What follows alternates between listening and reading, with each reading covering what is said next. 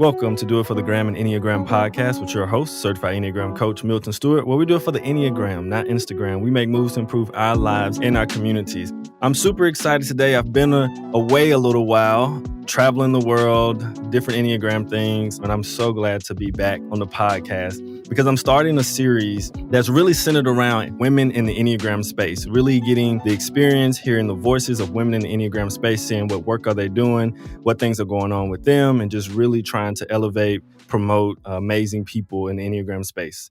I'm super excited today because I have someone who not only graduated through the KSEP program, which is the program that I have for certifying Enneagram teachers, coaches, but she has gone on and she's building her own thing now, and she's doing an amazing job.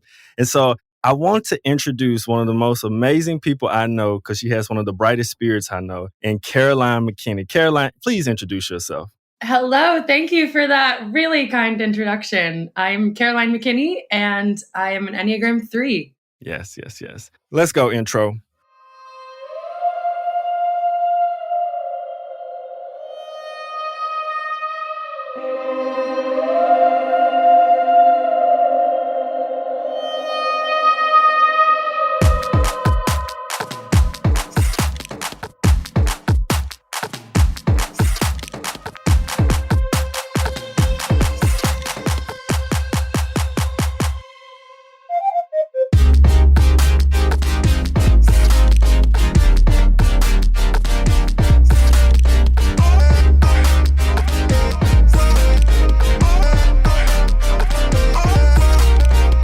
Do you love the Enneagram? Are you serious about growing and being liberated?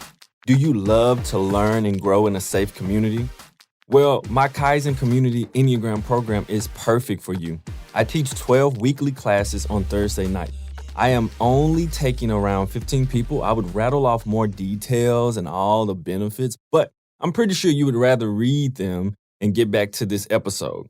So simply go to kaizen-enneagram-community.mn.co or check out the show notes or find the IG page bio with the link tree or go to kaizencareers.com to find out more information. Learn and grow in safe community with others who love the Enneagram. Sign up while spots are still available. Hope to see you there.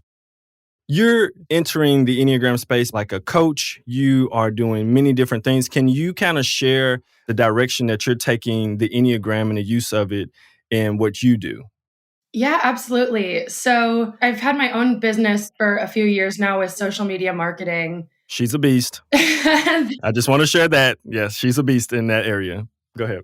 Thank you. Yeah, it really though, like I've always loved that, but since you introduced me to the Enneagram, I was introduced by somebody else, but I eventually, messaged you like, hey, I really need some help.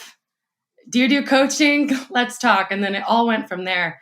And since that time, anytime I got away from Enneagram work was when I felt so empty and felt like I had so much work to do on myself. So I've just continued that. And I've wanted to give that gift to other people, what you gave to me, literally you. So this is a really fun conversation because you're the one who did that. Well, thank you. Yeah, for sure. So it's a new part of my business and everything. So there's so many ideas that I'm excited to explore. But right now I've been doing a lot of one-on-one coaching, starting with a lot of typing interviews for people who don't really know much about the Enneagram. So it's introducing them to that and showing them that there are paths to growth and you don't have to stay stuck in your old ways and patterns of hurting and then, never healing. And a few things that I'm working on putting together right now, I'm not sure what order it's going to go out in, but I'm working on putting together a group for threes called Path to Freedom. Ooh, listen, keep going. Go. Basically, it's kind of like a Workaholics Anonymous sort of. Yes. Because that's what I attract, because anytime I'm putting out content on social media, it's like, yo, I've been a workaholic. I have based my self-worth on my accomplishments. You don't have to do that anymore. Come learn, come see the life beyond that. So that's something I'm working on, but something that's also launching very soon, might be out by the time this episode airs, is my podcast, Random Acts of Caroline. So exploring joy and self-mastery through the Enneagram. This freedom to freedom, how did you say it? I've been tossing around names, but path to freedom is what I've been using. I think it's so important to have a niche for threes in the Enneagram space, because attending a lot of different workshop and spaces, like with the Enneagram stuff, you don't see a lot of threes. There's two other numbers you don't see a lot of, but you don't see a lot of threes a lot of times. And I think that can be very difficult for threes to a certain degree. You have to be very serious about your work as a three to show up in spaces where it's like, oh, by the way, your whole identity, you built it on your personality. Yeah, you got to work on all that. It can be really extra hard for a three, right? I didn't even know you were doing that. I think that's absolutely amazing because it's so needed. And to be in a community of people who are threes who understand each other. They get it. You know, the image, it's like, I don't got to do nothing extra so people feel a certain way. They get what's going on and they can call me out on my stuff, which is important too. Oh, I love that. Oh my goodness. I love that. Yeah, it's funny because I always have looked for, okay, what mold I need to fit in to be successful? And I've taken that from everyone besides myself for so long. And then I would dip my toe in and be like, no, this is the direction I want to take my life. And then I'd realize, okay, that is not the direction. I overcorrected a little bit. Then the Enneagram, it was like, okay, well, you need to learn to rest, learn how to be instead of do. And so I kind of was able to set aside my freedom and also use my freedom to be like, okay, well, you know what? I'm going to learn how to be so well instead of do. I'm going to rest so well. I'm going to be the best rester there ever was. Yes. I'm definitely not, but I'm working on it. It is work. And so along those lines you just mentioned, because I definitely want to ask, as a three and you in particular, which I also want to give kudos to you as well, because like I was saying before, it can be tricky for a three to be in a space of growth. And how I would say, not judge, but I measure people is by the inner work that they do. You can see the inner work after a while. And so one thing that I know you do, and you're so serious about, is your inner work. And I admire the mess out of it. And that's what I'm like, love that. And so what is right now some of the inner work that you are doing, or some parts that you are working with, and how's it going? Yeah, that's a great question. A lot of what I was working on with inner work in the past few years and with you was what I mentioned a second ago about like learning to rest and be instead of do. Because I remember reading in a book about how it was like threes don't know the difference between being and doing. And that messed me up. I was like, you are so right. I don't know what that means. So a lot of it had to do with rest and not prioritizing work. And so now I'm in it's like level 2, and it's a little trickier because I do have these big dreams. And there have been times where I'm resting and I'm like, gosh, but I'm still passionate about this. So how do I find that balance between not putting my self-worth into my work, but I can still have big dreams and go after them and work hard. Like I love working. So now I'm kind of like trying to enter back into being on the grind, but not defining myself by the grind. So I'm launching the podcast. I've got my social media marketing company that's like been running for a while. I'm working on Enneagram coaching, and I have an Enneagram Instagram account that I make content for. I am actually starting a bar crawl business with one of my friends down here. He's a comedian. So I've got a lot on my plate, but I've been challenging myself to make sure that I'm enjoying every aspect of it, not burning out, shutting off at a certain period of the night. I've honestly let myself sleep in a lot more because I love staying up late, whether I'm socializing or like, I get that second wind and I could work until 2 a.m. every day. So I'm kind of like, if that's what you want to do, go to bed at midnight or 1, wake up at 9 or 10, and then get to work, So just going with my own flow of energy and allowing myself to use my 3 superpowers, but not be defined by them. Oh my goodness, yes. What's that handle for you on Instagram? Enneagram with Caroline. Yes, please go check that out. I'm pretty sure this episode, there will definitely be threes listening. What's up, guys? So what is one piece of inner work advice you would give to another 3 who was maybe looking for some advice or some help along the journey? There's a lot that I learned that I could like ruminate on and integrate and reflect on, meditate on. But the thing that changed my behavior the most, like in threes, I know you want some tangible results, was when we talked about defense mechanisms. In my coaching, I kind of go over some like the overviews of the type that that person is.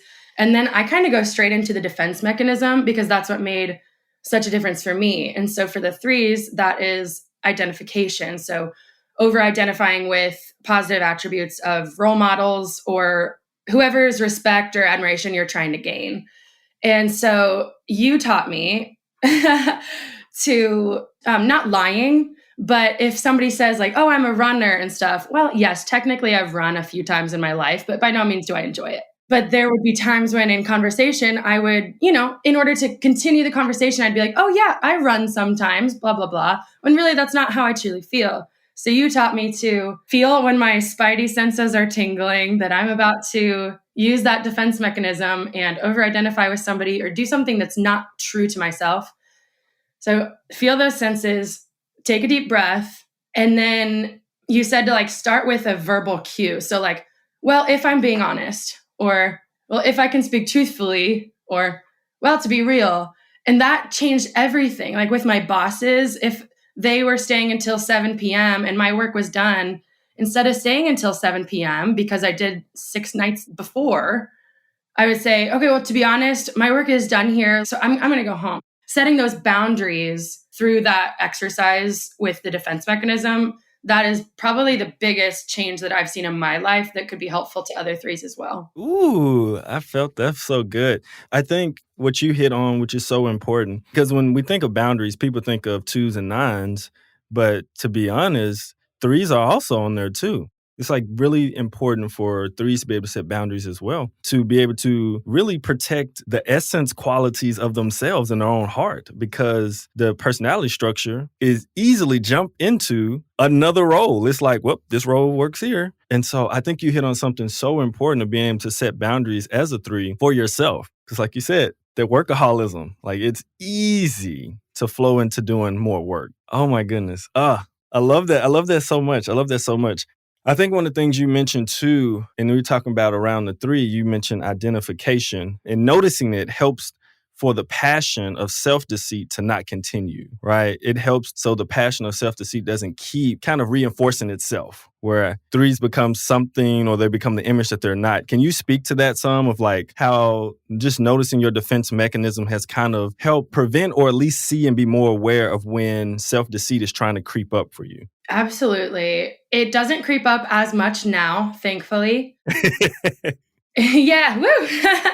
But I mean, I've been on this earth for 29 years, so there are plenty of examples. I think it's hard because sometimes it can be helpful.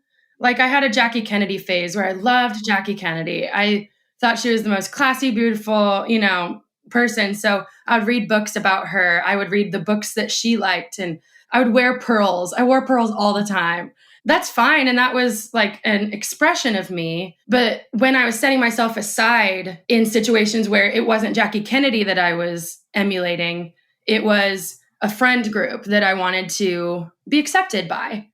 And then it gets murkier. And I think that it always came to a head around my birthday because, with your birthday party, all your friend groups get together and I would just panic because I would have, friends who I wouldn't cuss around ever.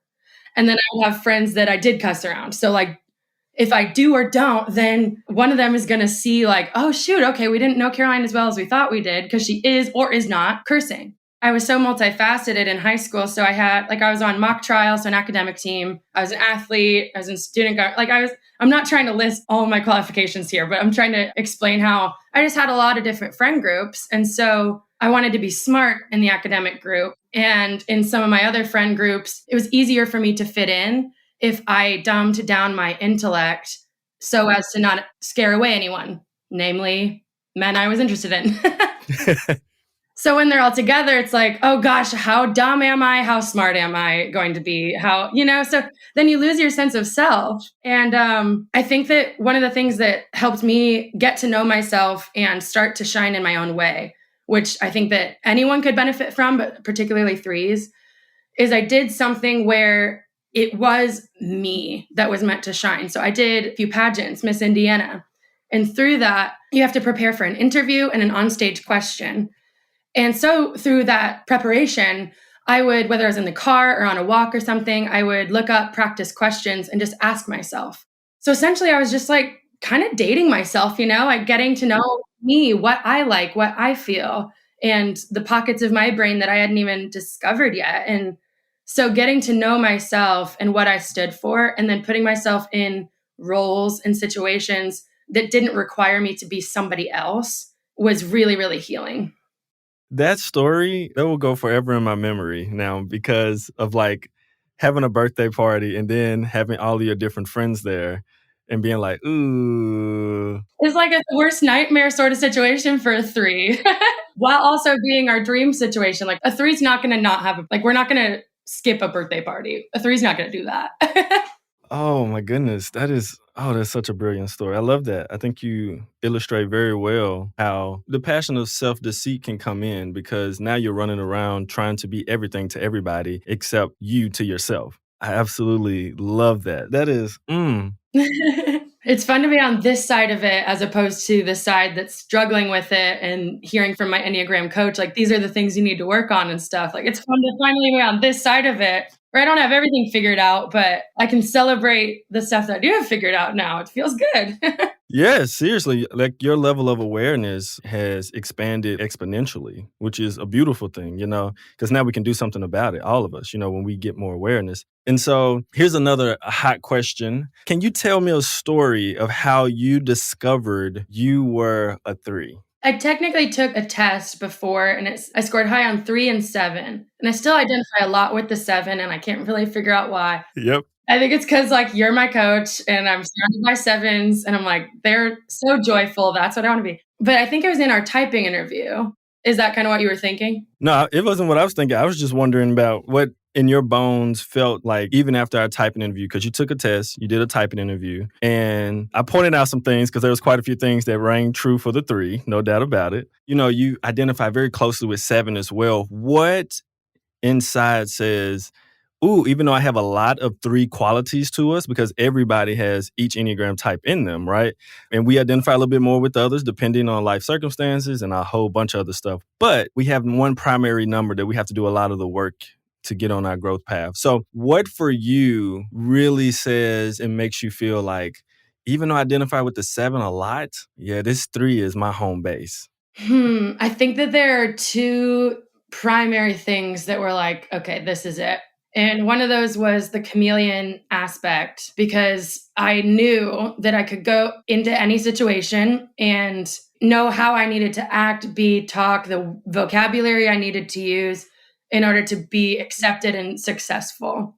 And that's not always a bad thing because it allows you to relate to people. But when you lose your sense of self and don't know who you are or what you want to do in this world, and you don't know what you stand for and don't, living in the gray area, I think that can be good sometimes, but if you're constantly in flux, then who the hell are you?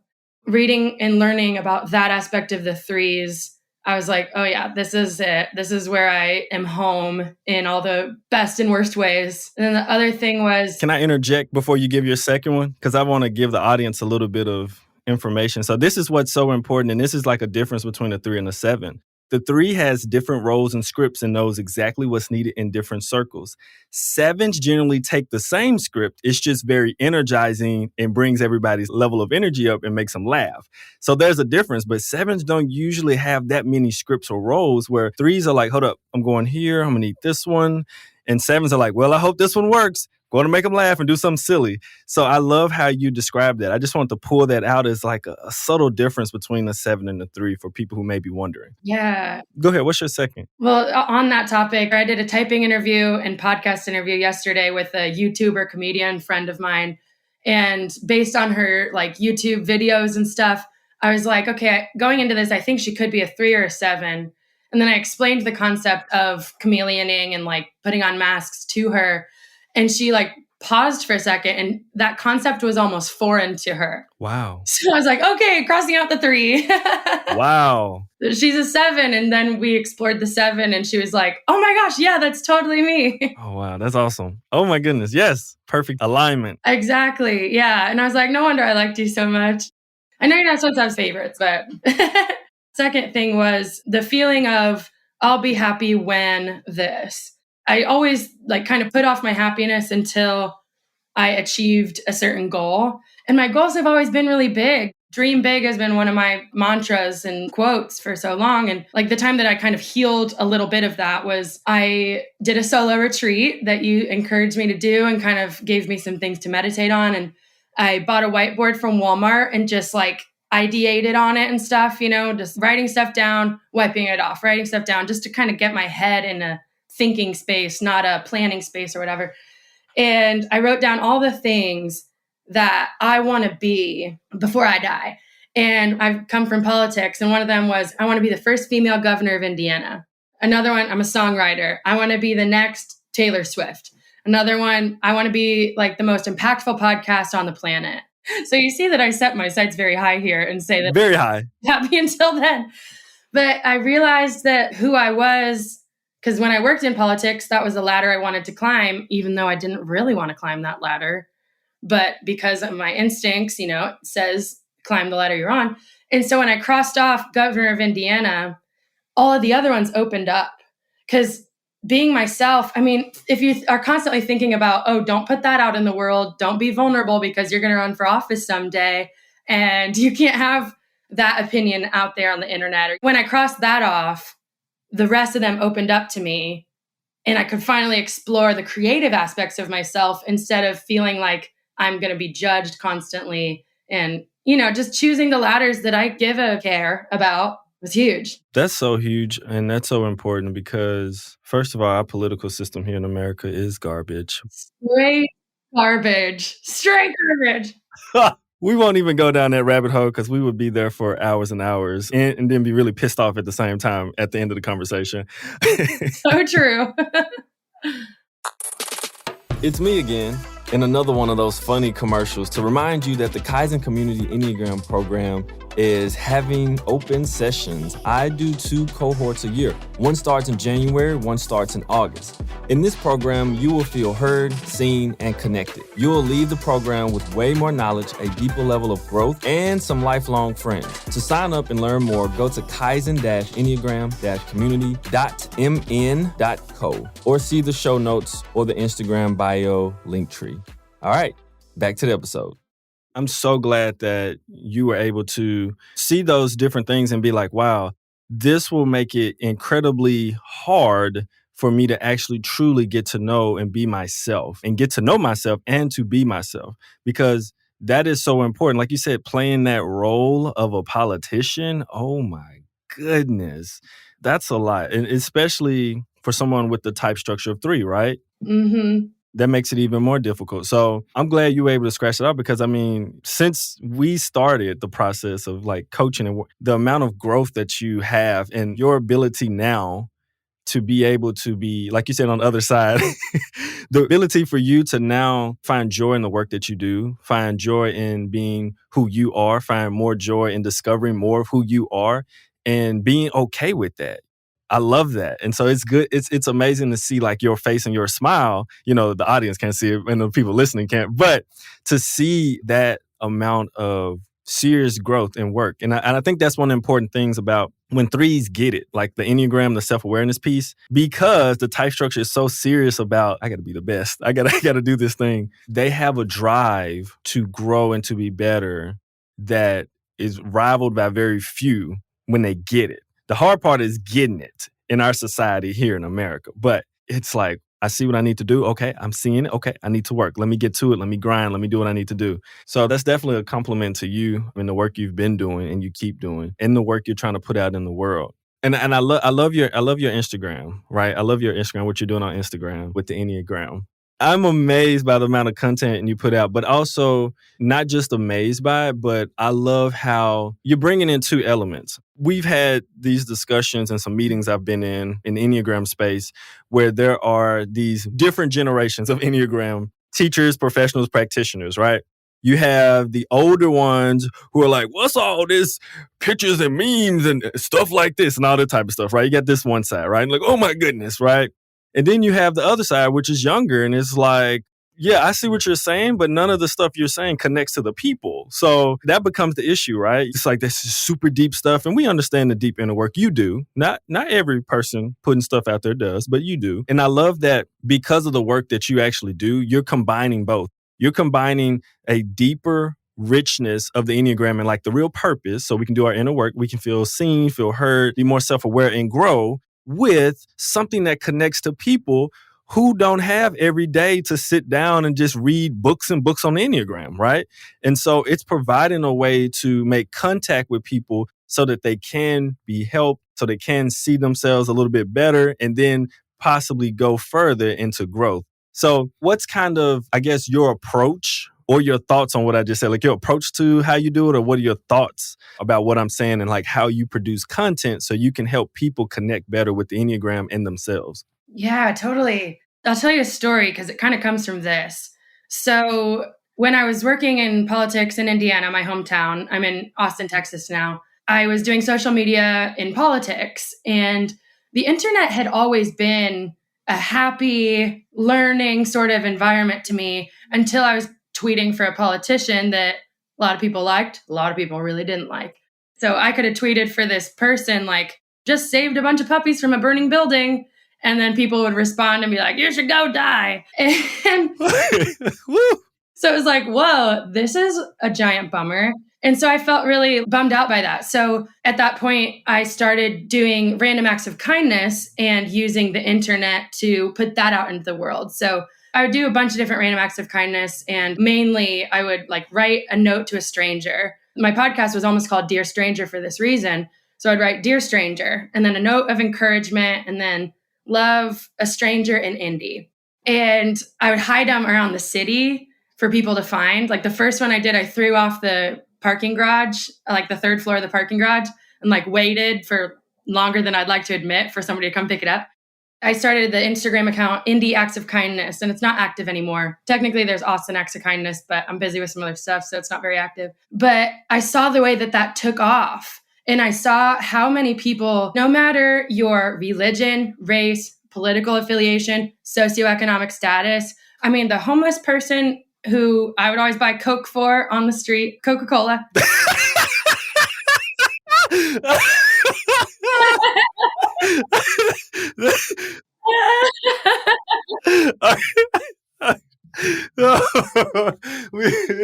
we know what you meant. Yeah, we know what you meant. Oh man, that's pretty funny. But like that guy and like the high level businessmen in the city, they all could use a pick me up, you know? So when I saw that take off and I'm like, wow, the world really needs this, I did more of that. But then when I discovered the Enneagram, I was like, wow, this is the way, this is the ultimate random act of kindness that I can do. Because the notes would oftentimes be, I mean, it would usually be like I'd be writing what I needed to hear. You are worthy, you are loved. Even if you're going through something, like it's going to be okay. That's beautiful, but it's a lot more fleeting. And so those little words of affirmation are great, but the Enneagram work that I've been able to do unlocked everything. And so that's what I'm trying to do with this Instagram account, with my podcast, with my Enneagram coaching, is give people the gift of self-awareness. Because those notes, that was great. It was like handing out loaves of bread or handing out fish. But then the Enneagram is teaching a man to fish and teaching them how to bake and teaching them like, okay, I don't want to exhaust the metaphor, but that is the ultimate act of kindness. And that is the high impact sort of way that can not only help them, but that'll help the people around them. That'll help their children and their children's children, because we pass on, I like to think of it like a little treasure chest of all the things that we've swept under the rug, or, you know, like all the lessons that we've learned throughout our lives, or the stories that we tell ourselves. And some of those stories are great, and some of them are kind of baloney, but we're going to pass them on either way. And so the best thing that somebody can do for themselves is heal. And the Enneagram is essentially a cheat code for that. That's what I'm trying to do for people, is get to that, I'm here for you, and here's how to be here for yourself also. Ooh, yes. That's what I'm talking about. That's what I'm talking about. This is one of the things, because when I think of you, and if I had to come up with two words to describe you, I would use joy and kindness. Those are the two words I would use, because there's something spectacular about the way that you naturally want to share kindness and joy into the world. That is just the natural way I would do it. And when I see your post, that is how I feel. Like either I'm going to get joy or there's going to be some type of kindness here. So I absolutely love that. I'm glad to hear that that's what comes through, because that's my goal. And through the Enneagram work, I've realized even the color palette that I love is the rainbow and bright colors and stuff. And so I want that to come through. And a lot of Enneagram accounts out there, they're great, but they use a lot of like neutrals and a lot of sort of a softer vibe. And with my social media background, it's kind of a fun experiment to be like, I'm going to put myself out there. We're going to use all the colors of the rainbow. It's going to be bright because growth is hard. It can be sunshiny and rainbowy, but also profound. And that's what I want to come across. So I appreciate you saying the joy and kindness piece. Yes. Oh my goodness. Oh my goodness. I love so much of this conversation. Me too. Yes. I want you to challenge our audience with something because I think you mentioned something that's very important. In this world we live in, it can be so tough. There's so much going on. There's a lot of stress. And especially in America, there's a lot of stress. Being in another country,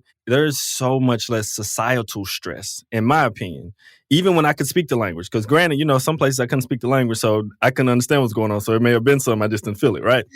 But even the places that spoke English, where I can understand it, the societal stress was not as thick and as heavy as it is in America. And so I feel that we deeply need to be able to do things to help us open our hearts, because our hearts are closed so much because there's so much going on. There's so much collective stress. Like everyone thinks everyone is out to get them in the world, like in our country. Everyone, unfortunately, like no matter who you are. And so if you could give maybe one act of kindness challenge to those listening, what would be something you would challenge people to be able to do? Just the act of kindness to like make this world just a little bit better, open up someone else's heart, open our own hearts, because that's where we actually have the ability to see all humans as humans, including ourselves. This might be my favorite question in the world.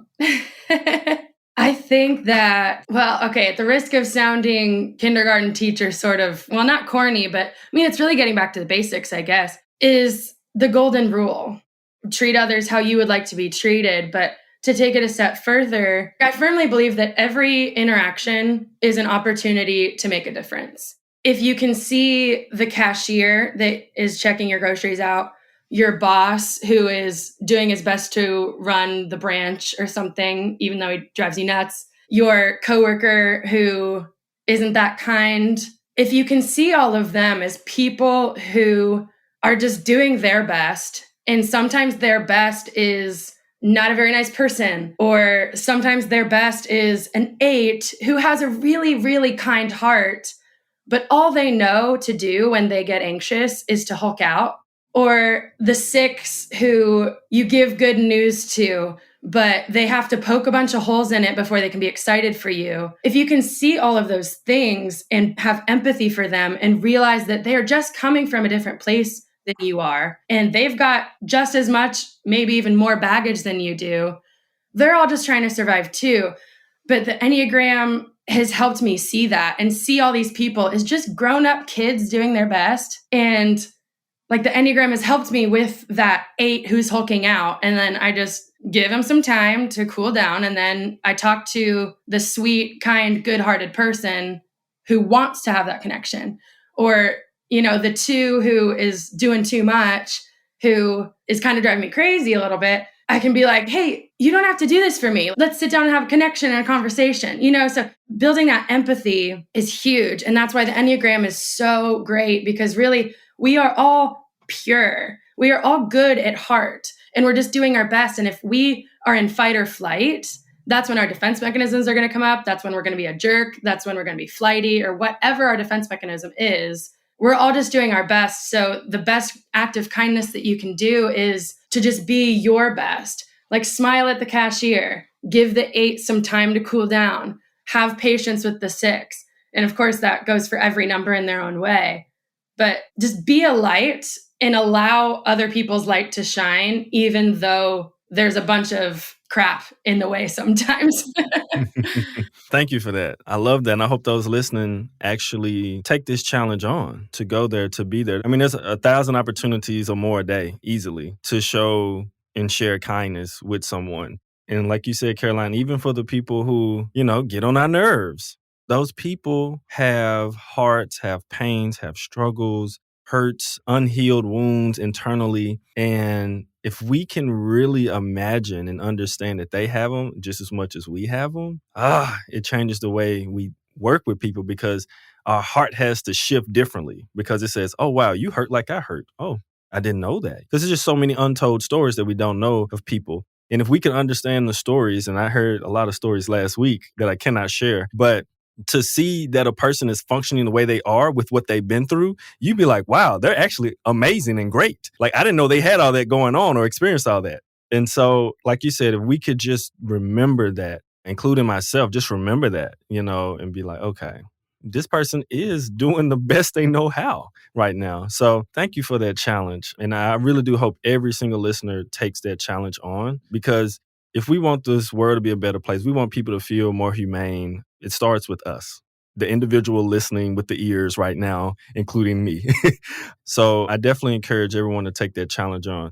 Before we wrap up this episode, Caroline, can you maybe share where can people find you and get in contact with you for a lot of myriad of different things that you're doing? Because obviously you're doing a lot. If they're in Austin, they need to make sure that they get and come into the Bear Crawl, right? And so all this, just share, what are some of your handles and ways that people can reach you? Yeah, for sure. So we mentioned my Instagram account, Enneagram with Caroline. There's a lot of Enneagram focused information there, just to kind of get you thinking, and I use quotes to like uplift you, sort of thing. My personal is Random Acts of Caroline. And that is also the name of the podcast that will either be launching soon or will have launched by the time this comes out.